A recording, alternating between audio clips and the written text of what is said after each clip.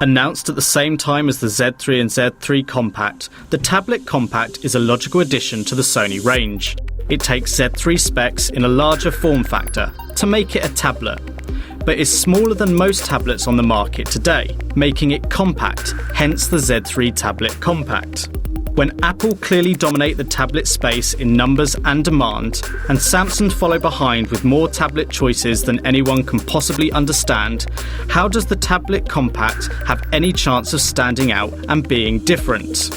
A black slab of high-end engineering, the Z3 Tablet Compact will look at home on the most senior of executives' desks or on your sofa in your front room.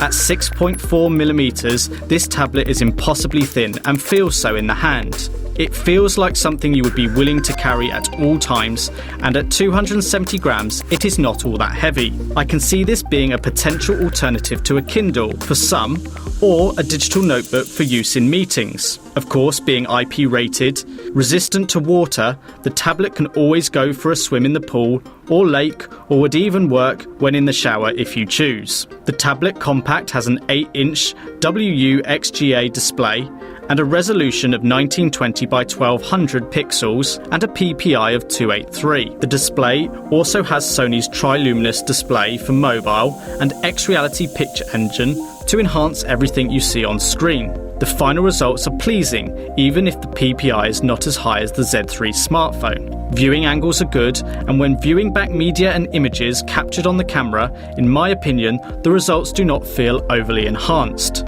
Should it be required, Sony's display can be shared with other screens via screen mirroring or via the MHL 3.0 video out. Such situations where this is useful is for sharing photos and videos or giving a presentation, all of course on a larger HD display. Like the phones, the Z3 tablet has the Android OS installed on the internal memory, which leaves around 11.5 GB available to you. Do not forget there is a memory card slot for that memory-intensive content. Whilst version 4.4 is installed, it is not stock Android, and Sony have put a few tweaks on top to make it their own. It is not as heavy as it could be, but established Android users may be a bit frustrated with the additions.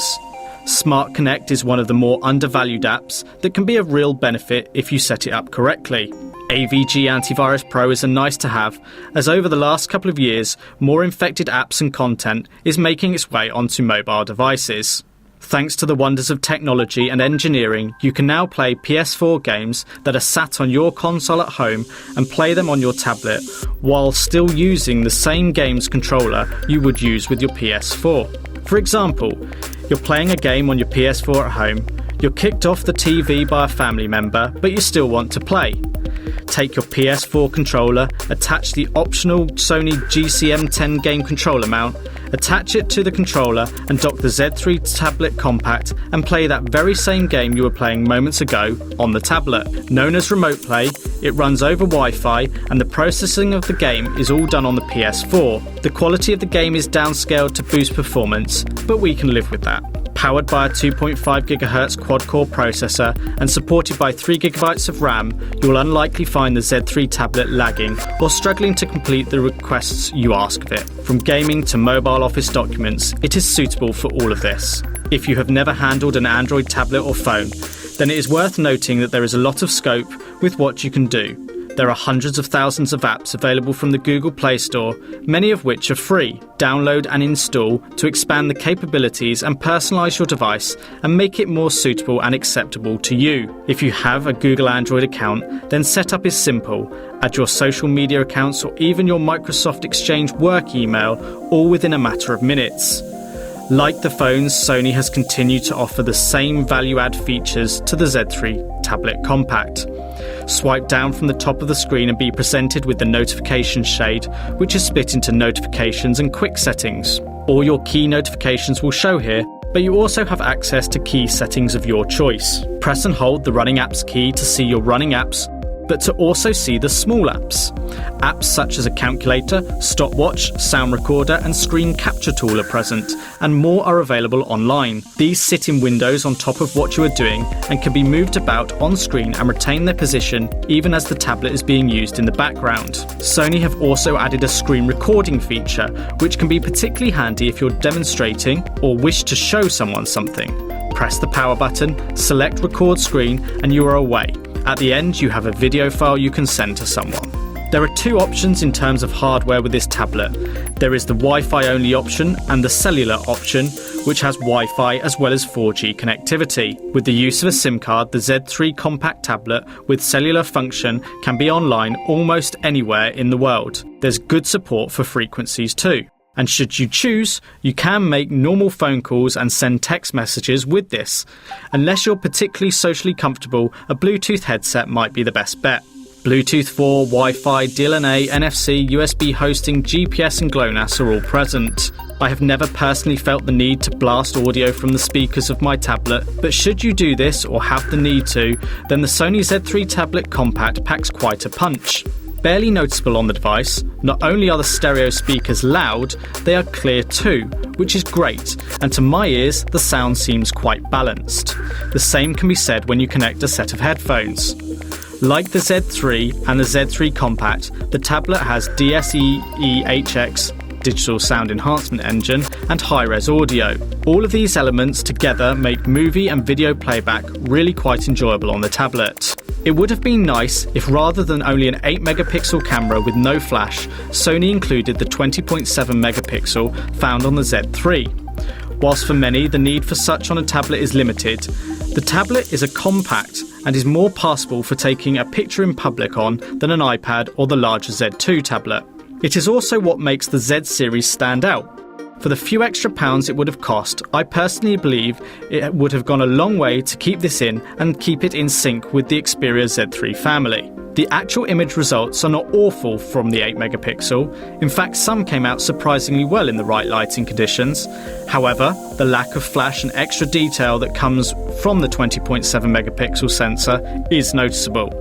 There is no dedicated camera shutter button, it's all done on screen, and video recording is available at Full HD rather than 4K. The camera has superior auto mode for point and shoot settings, or there is manual mode along with a lot of other options like AR Fun, multi-camera, face-in, live on YouTube and more. Creativity options are not quite as great as the smartphone's cameras, but this, to a point, is to be expected. The camera does have 8x digital zoom, as well as Sony's Exmor RS mobile image sensor, so it is by no means short in functionality. To add a bit of fun, creativity and interest to some images, you can use the photo editor which is on board, and is a nice and simple to use, with a reasonable, if not the most extensive range of options. This is too the type of device you would complete Skype or conference calls from, and the front-facing 2.2 megapixel camera does a decent job of capturing a video feed more than good enough for the most online chat scenarios. Packed into this super slim chassis is a 4500 mAh battery.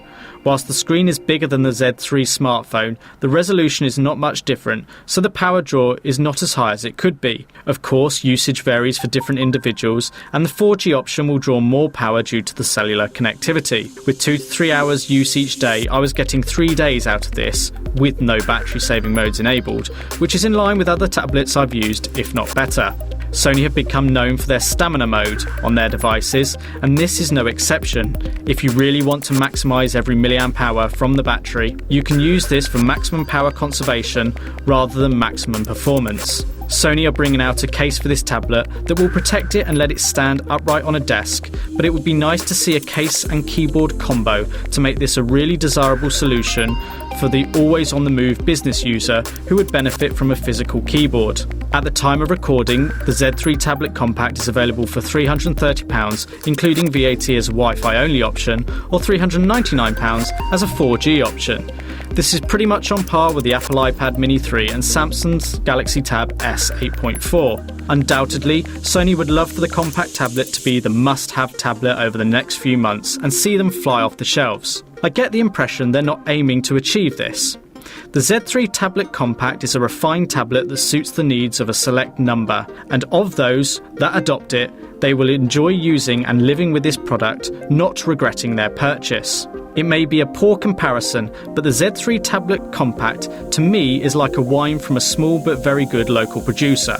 To those who know a thing or two about wine, they would love it and rave about it. But the less refined wine from big brands with their big marketing budgets steal the show when it comes to mass market appeal and adoption, because they can afford to put it in people's eyeline on the shop shelf.